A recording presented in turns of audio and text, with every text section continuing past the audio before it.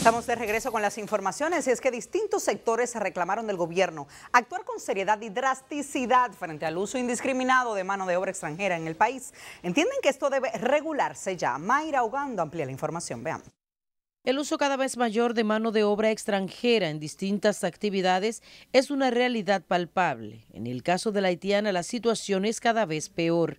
Consideran que este tema ha sido tratado con hipocresía por el gobierno y el sector empresarial. Eso hay que calificarlo como una irresponsabilidad en la que hay muchos factores, incluso de hipocresía, ¿entiendes? De mucha gente que habla del tema y se beneficia del tema. Lo importante es que todos los países tienen su independencia y lo más lógico es que las manos de obra, los trabajos que haya en un país, debe ser para la gente de ese país, independientemente de que muchas veces hay que contratar algunos extranjeros para determinadas cosas.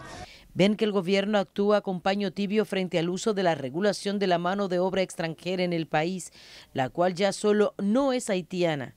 Ponen de ejemplo el complejo energético de Punta Catalina. Odebrecht no contrata haitianos, Odebrecht trae jóvenes de ambos sexos, de Brasil, de Colombia, de Perú y de Venezuela. Es una realidad que la mano de obra haitiana ha inundado el sector construcción. Ahora, eso no escapa que se tome, eso no quiere decir que no se deban de tomar las medidas. Hay que tomar las medidas independientemente de que sea sector construcción, sector agropecuario.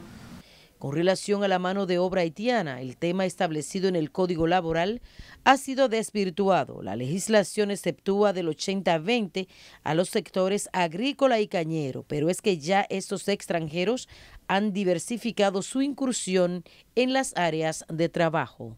Mayra Ogando, Noticias Telemicro.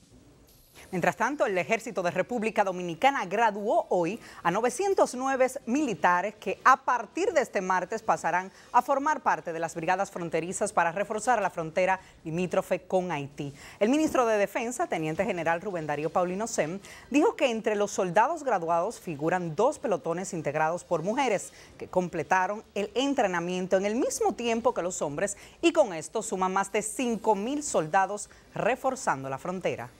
Estos soldados son los soldados que van a partir de hoy hacia nuestra frontera para reforzar los 4.500 soldados que actualmente están destacados en nuestra frontera. Paulino Sem explicó que los 900 soldados van a la zona limítrofe a contrarrestar el tráfico de drogas de indocumentados y el contrabando de mercancías. Precisamente vamos a hablar ahora y abundar un poco sobre el aspecto migratorio en República Dominicana, uno de los puntos tratados por el presidente Danilo Medina en su reciente discurso el pasado martes ante la Asamblea Nacional el 27 de febrero. Nos acompaña en esta emisión de Noticias Telemicro José Ricardo Taveras Blanco, abogado y miembro del partido Fuerza Nacional Progresista, quien también fungió como director de migración. Muy buenas tardes, gracias por acompañarnos. Sí, muy buenas tardes, muy contento y muy feliz de estar contigo aquí. Muchísimas gracias. Bueno, sabemos que la situación de los inmigrantes en República Dominicana es uno de los puntos del tapete. Bueno, hablábamos hace unos momentos de que 900 militares pues se graduaron hoy para ir precisamente a la frontera. También se habla de la mano de obra que por supuesto los empresarios y demás pues siguen contratando. ¿Cuál es su punto de vista sobre esta parte?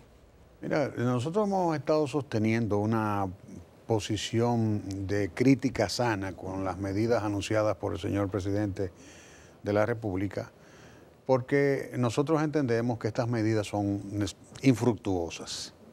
¿Y por qué? Porque sencillamente todas han sido tomadas en el pasado. En primer lugar, el traslado de soldados, yo creo que la comunidad mediática es la primera que sabe, porque el ministro de las Fuerzas Armadas, ¿cuántas veces durante el año pasado dijo que iba a transferir miles de soldados hacia la frontera y eso no resolvió el problema? El tema de los drones que el presidente anuncia con bombos y platillos es un tema que no es nuevo tampoco. El CESFRON tenía drones y yo digo a manera de broma que los usaba para jugar Atari.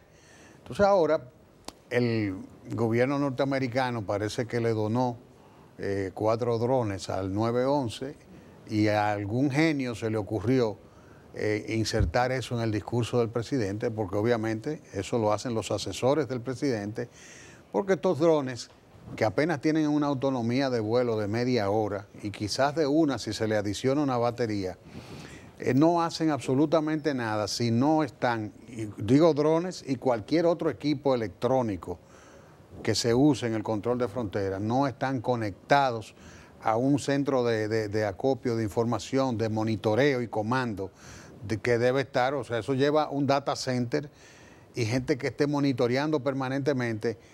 Debe haber una infraestructura alrededor de toda la frontera de internet para que esos drones y los equipos que puedan desplazarse, que sean especializados en el control de frontera, pues puedan estar transmitiendo en tiempo real la geolocalización de cualquier movimiento extraño. Y no solo eso, que cuando esté el movimiento extraño, ¿cómo llegarán? Un tema de logística económico también. Ahí hay un problema, porque el presidente también anunció helicópteros. Hay zonas en la frontera, yo la he sobrevolado muchas veces, porque yo cuando era director de migración iba habitualmente a la frontera e iba en helicóptero.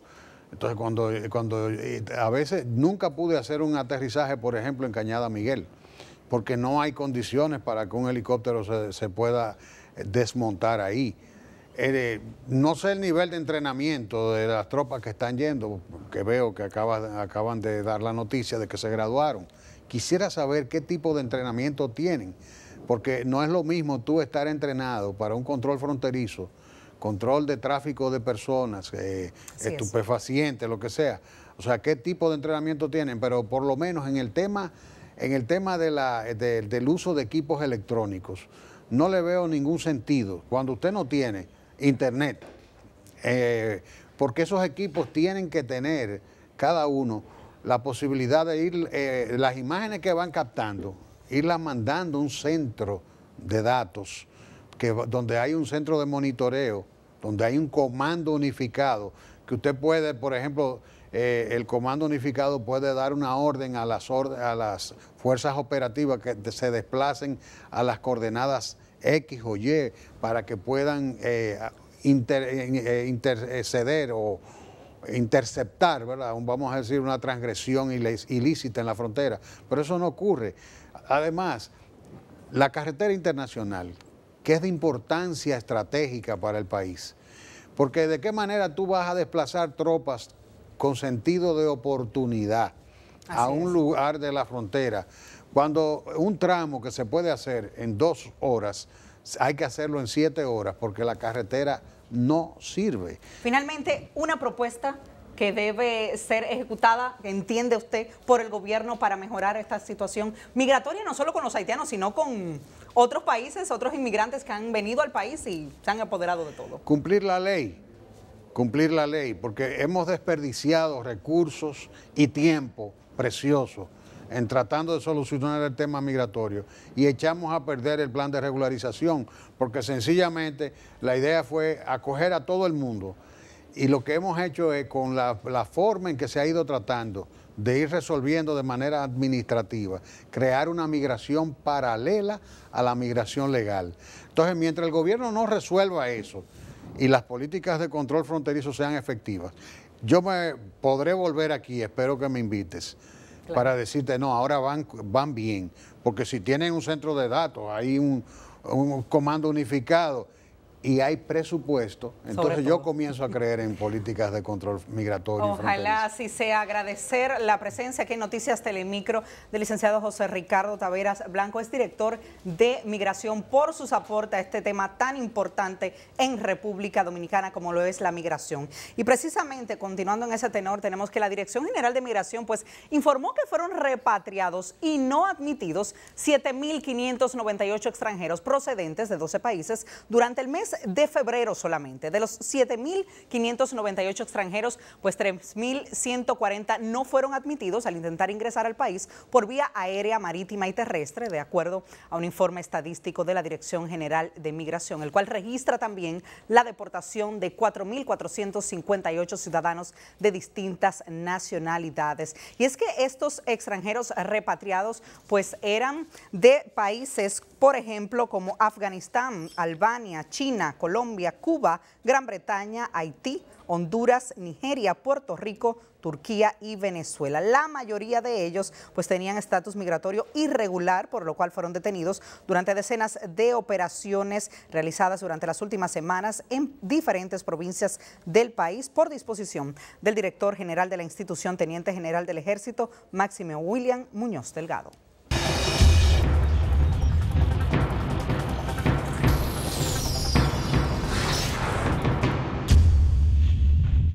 Amigos, y hoy en las informaciones internacionales, los países aliados a Venezuela pues salen este martes en su defensa. Anabel de la Rosa con esta y otras informaciones internacionales. Anabel, buenas tardes, adelante. Buenas tardes, Rafaelina. Y el que más habló a favor de Venezuela fue el presidente cubano Raúl Castro. Para que veas. Buenas tardes para todos. El bloque de países miembros de la ALBA rechazó los planes injerencistas contra la soberanía de Venezuela y exigieron que el presidente Nicolás Maduro sea recibido en la Cumbre de las Américas en Perú. Condenamos las medidas coercitivas unilaterales y la injerencia externa contra el proceso bolivariano y chavista.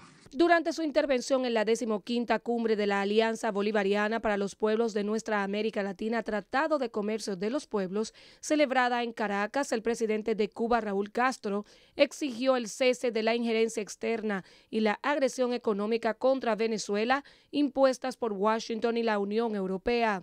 Los 15 países del ALBA también tomarán medidas diplomáticas y políticas por la exclusión del presidente venezolano Nicolás Maduro de la 7ª Cumbre de las Américas el próximo abril en Lima. De igual manera, rechazaron las acciones de la Organización de Estados Americanos en contra del país suramericano. La Corte Suprema de Perú inició el análisis del pedido de extradición del expresidente Alejandro Toledo, acusado de haber recibido un soborno de $20 millones de la constructora brasileña Odebrecht. El juicio civil en contra del expresidente boliviano Gonzalo Sánchez de Lozada comenzó en Estados Unidos ayer, donde es demandado por su supuesto papel en la muerte de más de 50 personas en los disturbios de 2003 en su país.